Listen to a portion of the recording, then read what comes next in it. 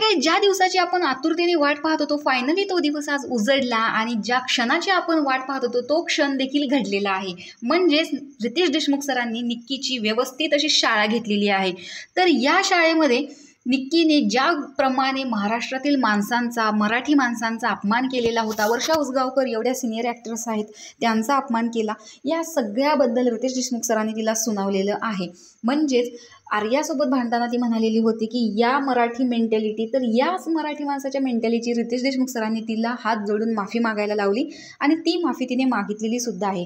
आणि वर्षा उसगावकर यांच्यावरती एलिगेशन्स लावून ती ज्या पद्धतीने बोलत होती तर तिचे एलिगेशन्स व्यवस्थित आहेत, पण बोलण्याची भाषा उद्धट आहे आणि ती बाहेर व्यवस्थित जात नाही आहे। या गोष्टीवर टेस्ट सरांनी तिला सुनावलं आणि या गोष्टीमुळे मला खूप भारी वाटलं आणि आज निक्की रडली, त्यामुळे आजचा दिवस तर भारीच होता।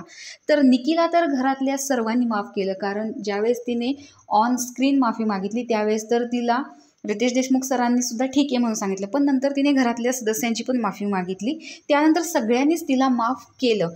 पण मला हा प्रश्न विचारायचा आहे की तुम्ही तिला माफ केलं की नाही? तिने ज्या पद्धतीने वर्षा उसगावकर यांचा अपमान केला, महाराष्ट्रातल्या माणसांचा अपमान केला, तर तुम्ही तिला माफ केलं की नाही हे कमेंट बॉक्समध्ये नक्की सांगा। अशाच अपडेटसाठी आपल्या चॅनलला सबस्क्राईब करा। तोपर्यंत बाय बाय।